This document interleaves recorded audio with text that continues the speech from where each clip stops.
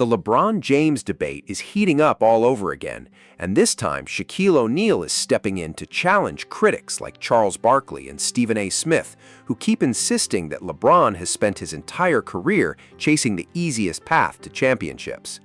From where I stand, the NBA's obsession with counting rings has reached the point where many fans ignore everything else a player accomplishes, as if one trophy is the only thing that defines an all-time great. The truth is, even a best superstar can spend years trapped with poor management or a front office that never builds a championship-caliber roster, and that's not something one player can magically fix on his own. That's exactly why this conversation deserves more context, because today's NBA operates nothing like it did in previous generations, and too many people overlook that reality. I still rank Michael Jordan as the greatest player ever, but I also believe someone like Scottie Pippen probably wouldn't have remained beside Jordan for his entire prime if he were playing under today's NBA landscape. Modern franchises are eager to hand elite stars massive contracts and give them the keys to their own teams, instead of asking them to stay in supporting roles forever. Just look at someone like Paul George, who has repeatedly had chances to become the face of a franchise, and in today's league, executives would be competing to build an entire organization around a player with Pippen's talent. Years ago, however, players rarely controlled their own futures unless they were traded, making the league a completely different environment than the one we see today. That's why I've always understood why LeBron eventually left Cleveland, and I've never believed staying with one franchise should have been some unwritten requirement in the GOAT conversation.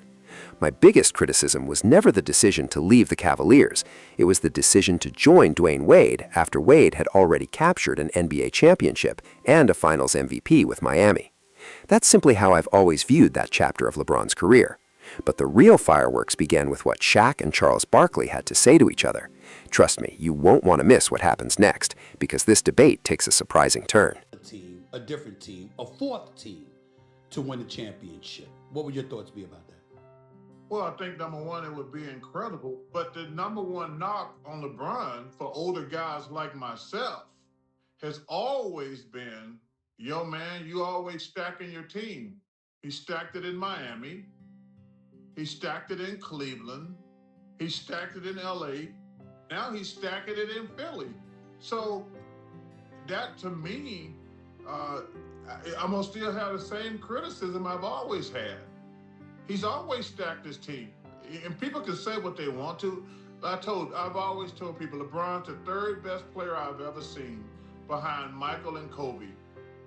You know, when you're dealing with LeBron and the Stepford wives, if you don't say he's the greatest, you could put like blasphemy. Yeah. His I crew, they're like Stepford wives. You have to say he's the greatest. He can't be the second. He can't be the third. That's why I call them Stepford wives. Even the men are Stepford wives.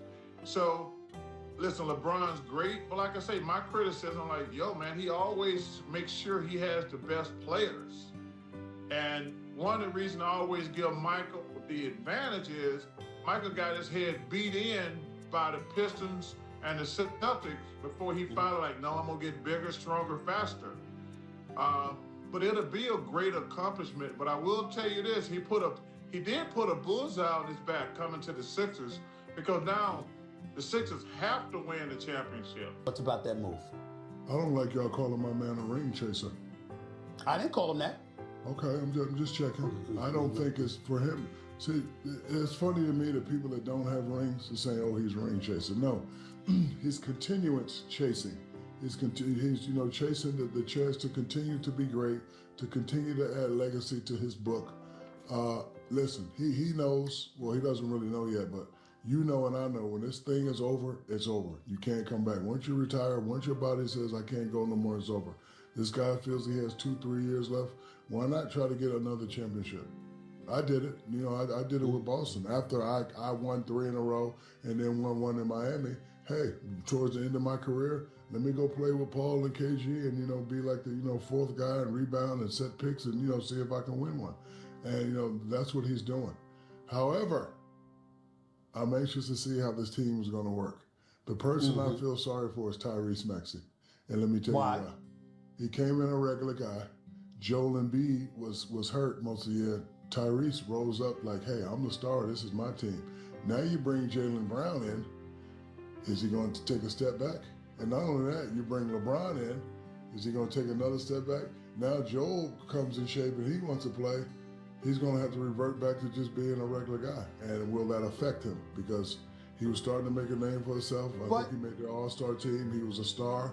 And, you know, sometimes, you know, somebody or one or two people on that team. There's a lot to unpack after everything that was just said. And believe me, we're only scratching the surface of this debate. Rick Bucher and Brendan Haywood also shared their thoughts on LeBron James, and their takes bring a completely different angle that makes this conversation even more interesting. Before I give you my own perspective, I want you to hear exactly what they said first, because the full context is important, and you might be surprised by how they see it. So with that out of the way, let's play the clip and find out whether their comments settle the debate or pour even more gasoline on the fire. See, this is not hating when I go, the top 7 teams in the league had no interest in LeBron James. That's just saying a fact. I don't know, man. Rich Paul says differently. Which one of y'all is lying? Who am I to judge? Can I say, here's the other thing that people may not realize. For as much as they may think that I am critical of LeBron, and I just came out and was co-signing his choice of Philadelphia, so I don't know where we get, like, I do nothing but negative on LeBron. There was a couple times where I thought he should have been the MVP of the league when he wasn't voted. Again, don't know why I'm viewed as negative on LeBron.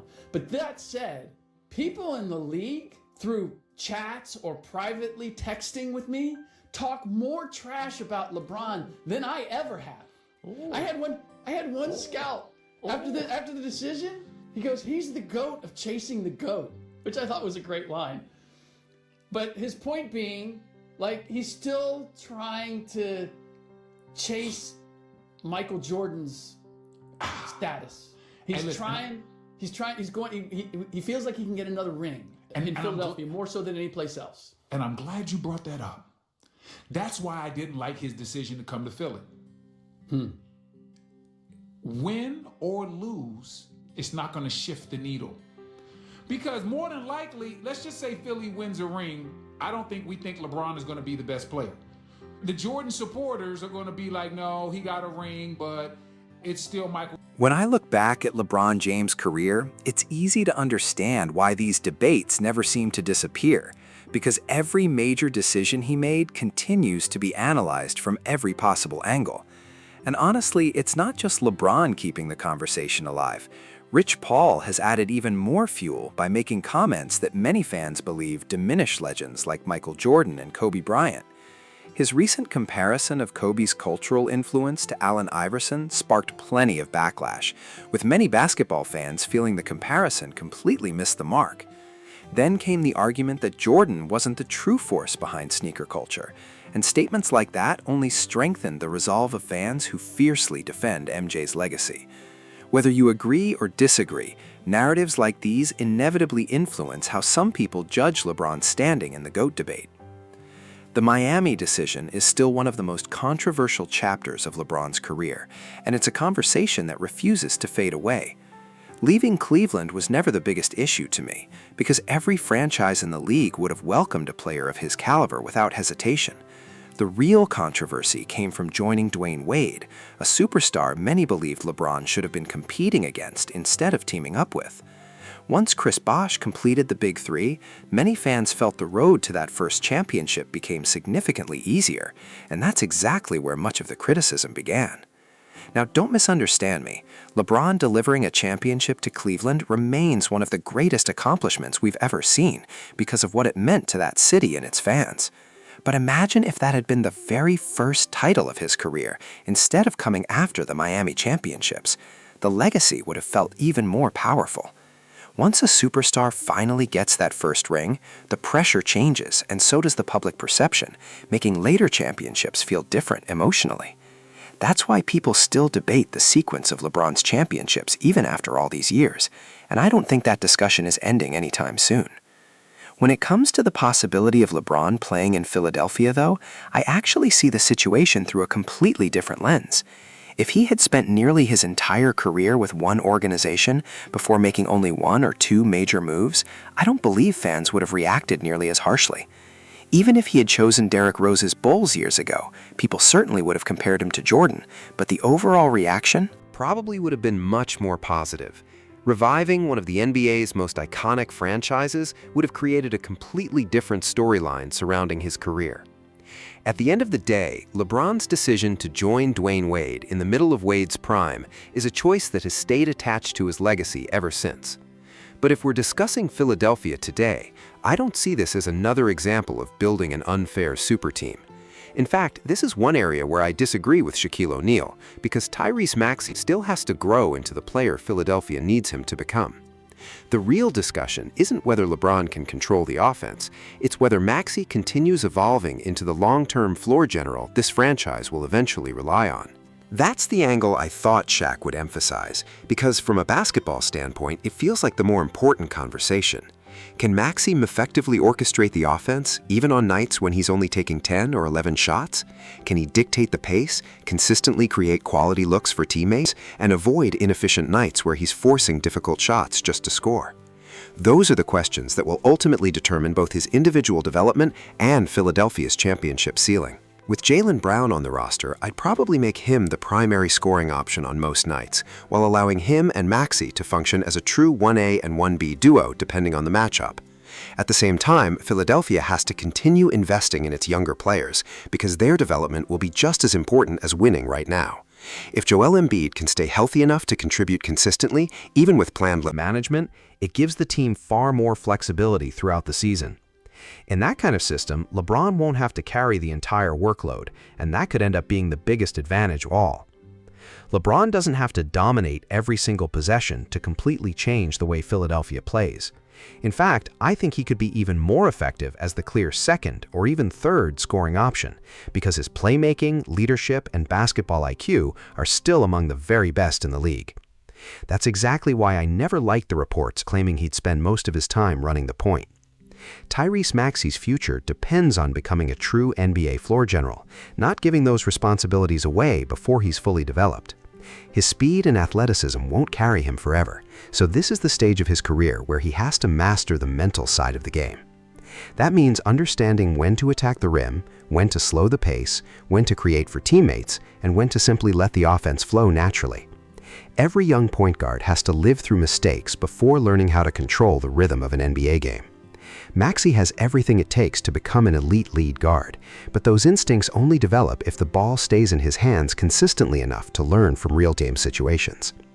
Meanwhile, LeBron has already proven throughout his career that he can be highly effective without controlling every possession, which is why making him the full-time primary ball handler doesn't feel like the best long-term strategy. So while I believe Shaquille O'Neal is overlooking Maxey's development, one thing he absolutely got right is that LeBron will once again be playing with enormous expectations on his shoulders. If Philadelphia stays healthy, they'll enter the season as one of the favorites to win the Eastern Conference, and the pressure will begin the moment opening night tips off. But here's what makes this story so compelling.